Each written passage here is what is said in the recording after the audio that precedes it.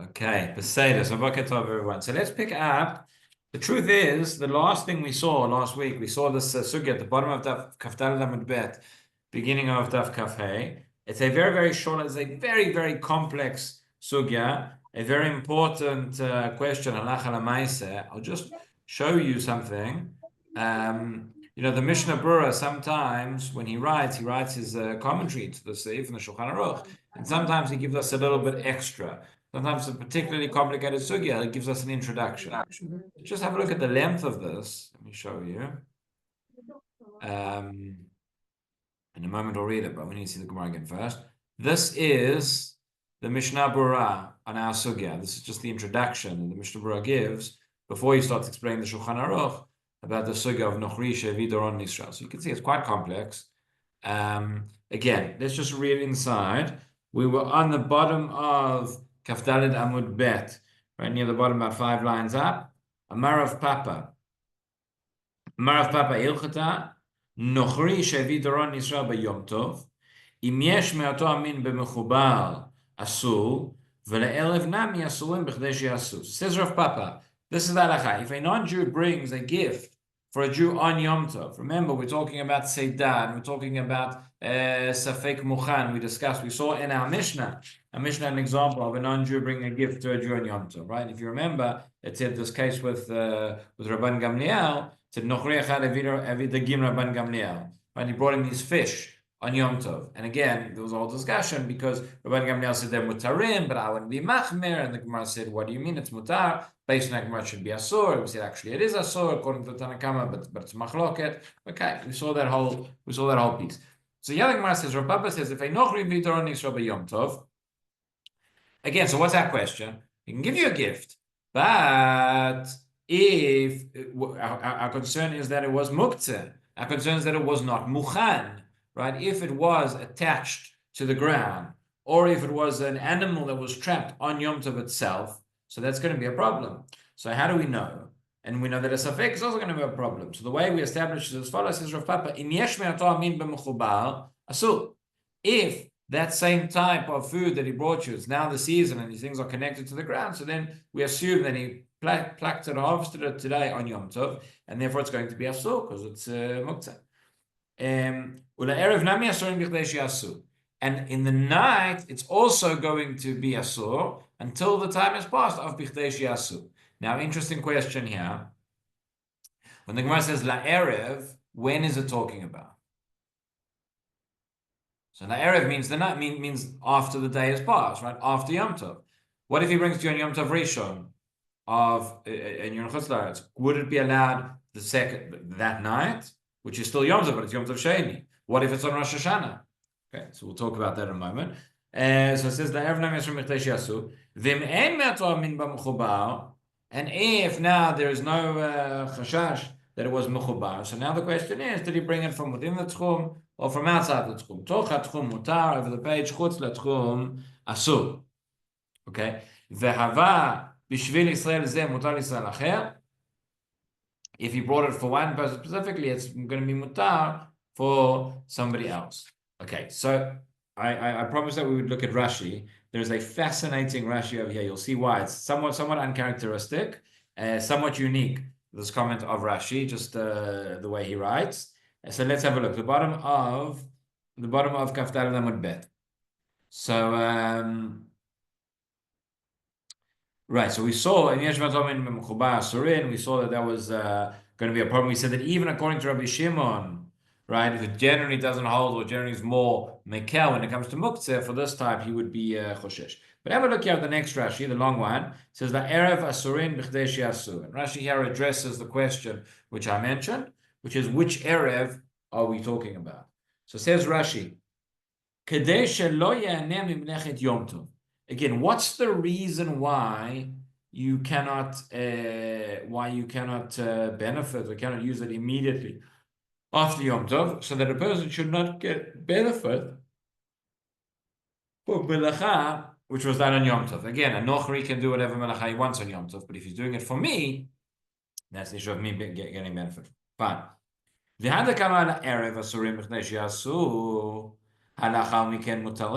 So that which the Gemara said That la erev, it's going to be asur in the time of bichdei she'asu, and afterwards it's permitted. Now Rashi says the chiddush. Afilu le'elev lishon nami af agav delel yom tov sheniyu. Okay, he says this applies even on Yom Tov. If the Nochri brought this to you, let's say for Chutlaretz for a moment, because Rosh Hashanah is going to be different. But if the Nochri brought you this gift on the first day of Yom Tov, we say you have to wait at Motzei Yom Tov until the time of Bichdei She'asu. Means you have to wait that night on Motzei Yom Tov Rishon, even though it's Yom Tov Sheni, even though it's still Yom Tov. So you ask the question, what does it help? What does it help that I'm waiting Bichdei She'asu on Yom Tov in order that I should not benefit from Melacha which was done on Yom Tov, but it's still Yom Tov? Right, so here Rashi explains. He says, and you can already hear that there's difficulty with the Svara, and it's not going to be universally accepted, as we'll see in a very, very interesting way. But he says like this. So he says, even though it's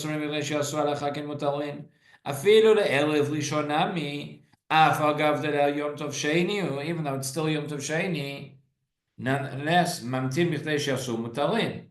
He says you wait that time and then it's mutar. Now why? So yes, the svara is mima nafshach. We saw this previously. We saw this, and Rashi's going to bring us proofs. But we saw it at the beginning of the Masechet when it comes to a beitzah shnodar b'yom tov.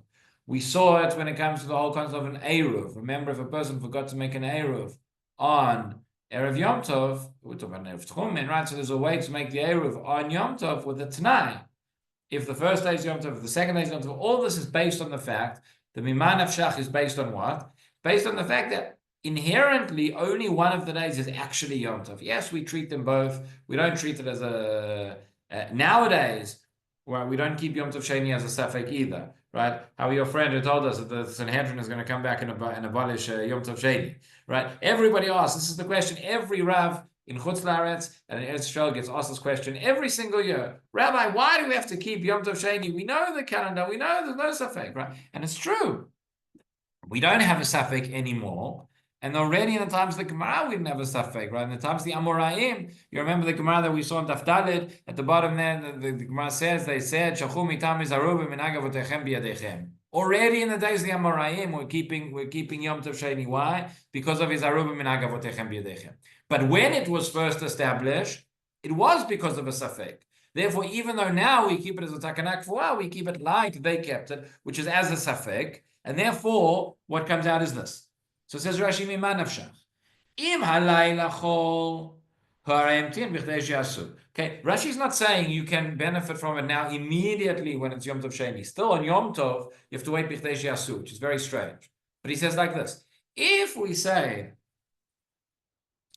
Im halayla chol, in other words, if the first day was actually Yom Tov, that was the day which was Kodesh, and that was the day which the Nochri did it. So you've waited now b'chdei she'asu after Yom Tov, on a day which is actually Chol. Again, we treat it as Yom Tov, but it's inherently Chol. So that's fine. But if you're going to tell me, but maybe the second day is the one that is Kodesh. So now I've waited b'chdei she'asu, but it's still Yom Tov. Well, that's fine. Because the first day when the Nochri brought it, that was Chol. Right? Im Kodesh nimtza shelo ketuv b'Chol. So that's what Rashi says. Okay, now this is fascinating. Rashi says, Ken dati noteh. That's my opinion. Okay? V'yesh li alayot habe, and I have many proofs for this. Me'al ba'otavya de'eruvin beitzah shnot bazeh shmotel bazeh. Right, the Gemara in Eruvin that talks about this idea of making an Eruv on one day on a Tanai, or the Gemara at the beginning of Beitzah that talks about beitzah shnot bazeh moteret bazeh. Why would that be? That would only be because one day is inherently Chol and one day is inherently Kodesh. Okay. Alma echad cholhu umima nafshach mutar, and therefore says Rashi, one of the days we treat as we see from these Gemaras, we treat one day as inherently chol, and therefore mima nafshach, this is going to be mutar on the second day. By the way, you could argue with the svara. You could say certainly if the reason is going to be different, but even if the reason is kadei shelo yanem menechet Yom Tov, We're saying normally, if it's after Yom Tov, if it's after Shabbat, you wait for Bichdei She'asu, so you understand that you're waiting, and you understand that now you're benefiting from the item on Chol. But if it's still Yom Tov, and now you're benefiting from, there's something there that may the person may feel that they are benefiting from Yom Tov. Okay, but that is Rashi's opinion. So now he says like this. He says, "Lo zachiti l'sh'ol et pi Rabbeinu Yaakov b'davar zeh." Amazing. So says Rashi, he says, that's my opinion, but I'm going to pass him by myself. I didn't have a chance to ask my Rebbe. I didn't have a chance to ask him because he died. I never asked him this question.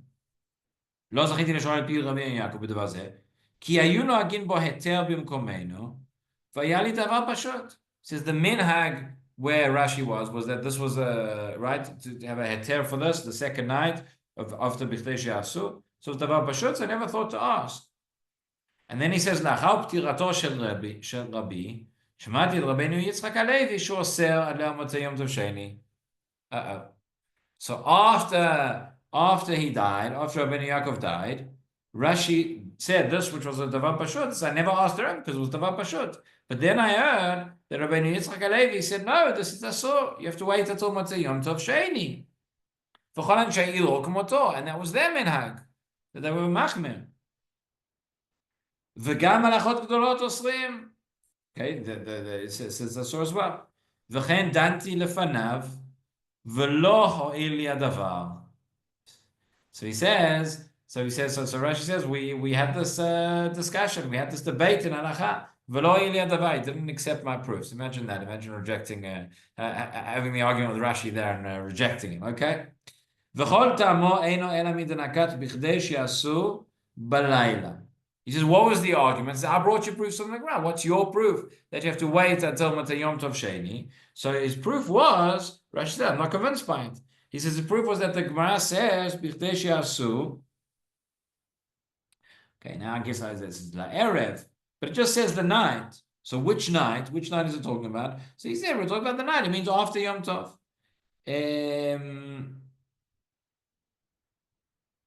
Right? In other words, no. The proof is from the language of Bichdei she'asu. Right? From the fact that it says Bichdei she'asu in the time that you can do it. So that means what? Laila haroya l'asiyaka amar. Laila haroya l'asiyaka means has to be the night which is fitting to do it, to perform the melacha. And that is only after Yom Tov. V'ani omer tzarich lamtin bichdei she'asu mishum shema hayom haya kodesh v'alayla chor. And Rashi says, no, I don't agree. He says, I say it means bichdei she'asu because maybe today was kodesh and therefore tonight is v'teidah. Midelo ke'amar. Now Rashi says, I'll give you a further proof. Midelo ke'amar la'erev shel sheni asurim bichdei she'asu el rishon ke'amar. You can argue about the language. It's not clear here. It's ambiguous. Rashi says the fact that it doesn't say you have to wait until the Laila Shel Sheni means the Laila Shel Rishon. Who says otherwise? Ubitchuvat Rabbeinu Gershom Ma'or Agola Matzati Kmoti. Oh, so says Rashi. Not only that, you can see from this Rashi this was a source of tension, source of debate. This is it's interesting because Rashi we don't have. It's not like the halachic svarim. Right, the commentaries of the Ritva or the Rashba or the Rambam and the Ravid, etc. So they were used to these kind of arguments that they go through because there's a halachic sefer. Rashi is not a halachic sefer. Rashi is explaining the Gemara, but you can see here this was a burning issue, right? He thought it was mutar, in his place it was, in other place not. So we have the whole shakla v'taria. So I say it's quite a unique piece here in Rashi. He says in the Tshuva of Rabbeinu Gershom or Agola. Matzati Kumoti, that he holds like Rashi as well, meaning that it would be mutar bichdei she'asu already on the first night. גם עתה בא אליי מכתב מגרמש שבא לשם אדם גדול זקן ויושב בישיבה מן רומא ושמו רבי קלונימוס ובקיא בכל הש"ס והורה כן ונחלק עליהם. Okay, Rabbi Klonim also this. Rabbi Klonim was the Baki and all of the Shas, and he rules this way as well. Okay, so Rashi is giving us proofs, both from Svara, both from his textual proofs, both from his Maserav, in order to try and prove that the B'chdesh Yasu, we're talking already the first night of Motzei Yom Tov Rishon. Fascinating. Fascinating Rashi. Now, remember, why, according to Rashi, and there's this whole debate, but what is the issue? Why do you have to wait B'chdesh Yasu in the first place? He says, we're concerned about Kadesh Shelo Yaneh Memlechet Yom Tov. That's Rashi's explanation. In order that we don't benefit from melacha that was done on our behalf on Yom Tov. Now, Tosfot, we won't go through the whole Tosfot. Tosfot here is very long as well. Tosfot quotes Rashi, but he gives a different explanation, different reason why this is. If you have a look, maybe a third, maybe more than a third of the way down of Tosfot, La Erev, right at the beginning, he just quotes Rashi.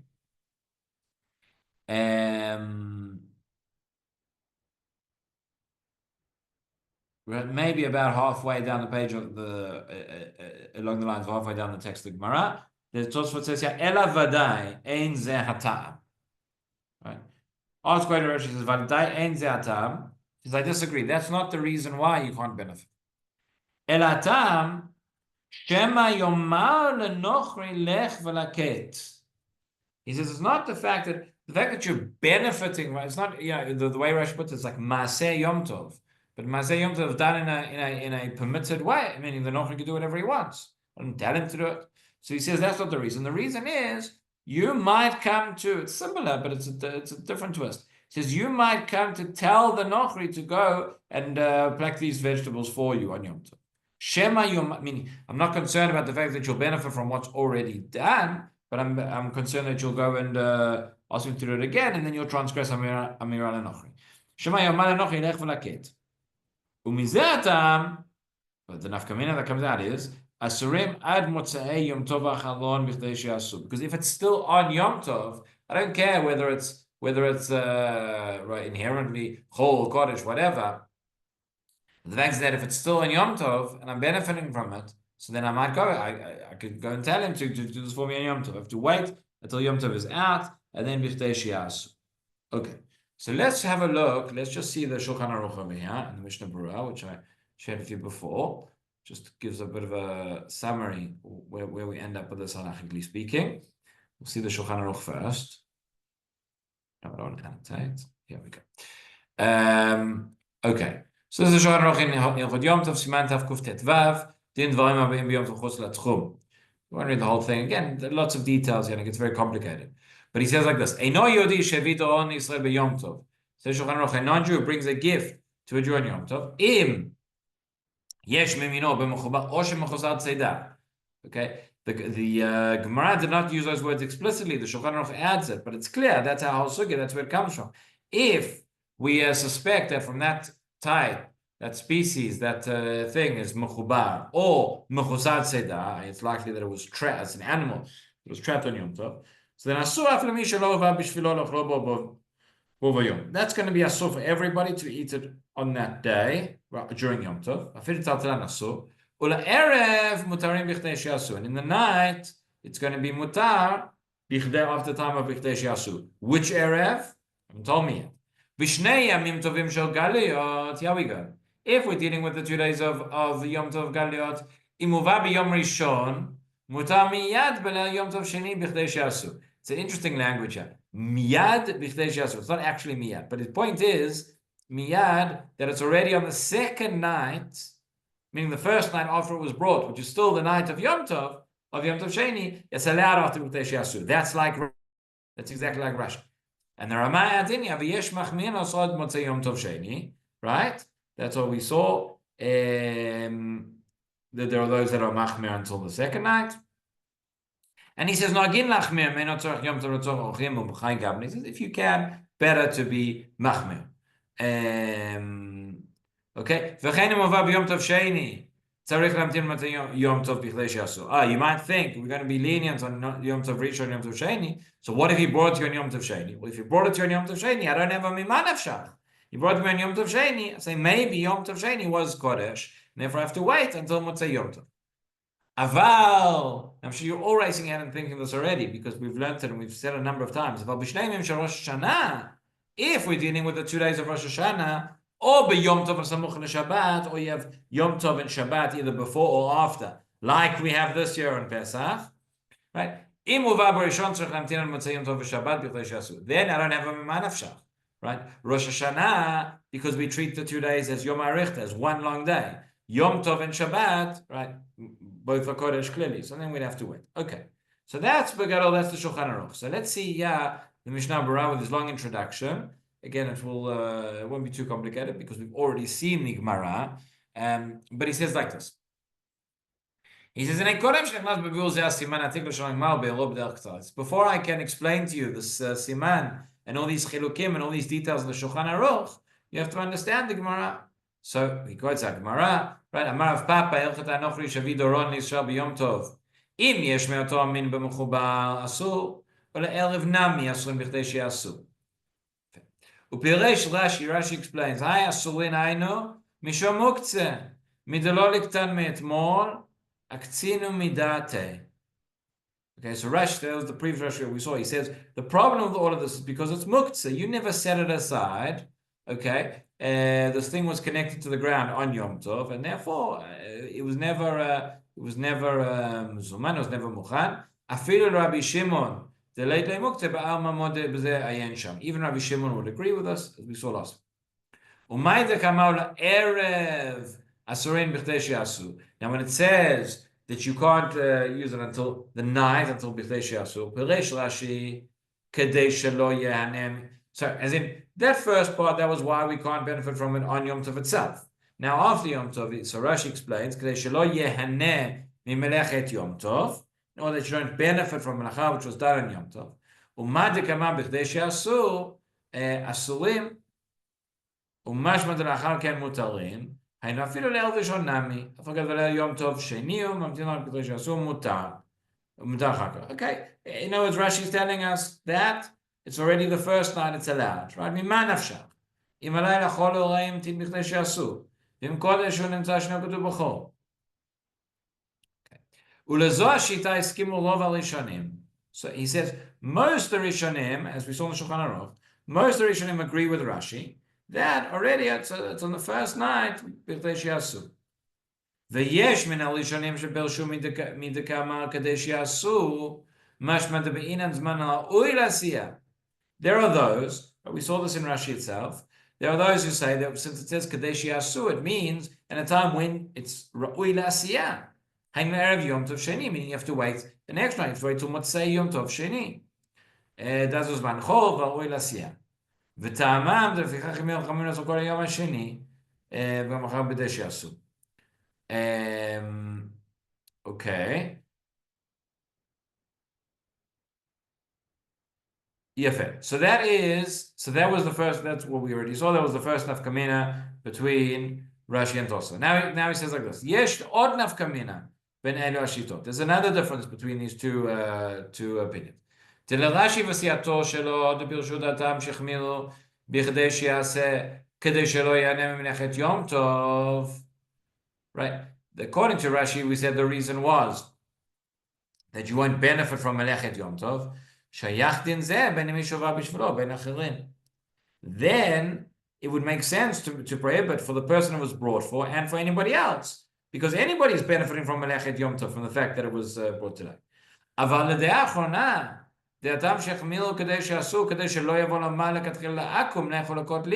But if we say no, the reason is that because you might come to Amira La'akum, you might come and ask him to bring it for you next time. So yesh ben haposkim t'sfira le'uda ze hatam eno shayach רק לעניין לאסור בכדי שיעשה למי שהובא בשבילו.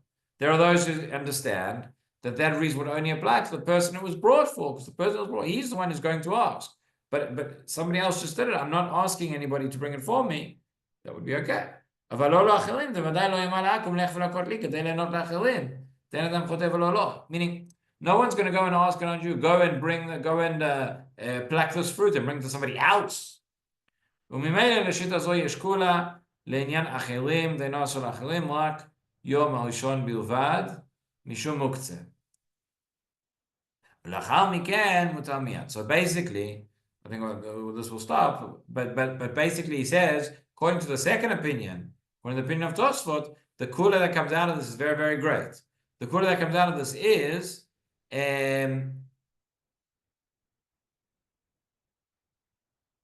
right, that it's only not for the person who was brought for, but for other people, So it's only them who have to wait the time of Bichdei She'asu. But for everybody else, once Yom Tov is out, then seemingly there wouldn't be a problem. Okay, there's more discussions here. As I said, there are a lot of details, and it's a very complex sugya. But those are the two basic approaches that we've seen, and we saw Rashi and the debate that he has, and the proofs that he brought for his opinion. But we'll stop there, and tomorrow we'll pick it up on the top of Daf Cafe with the next discussion. Okay. Thank you. Great day, everybody. Good day, everyone. Yeah.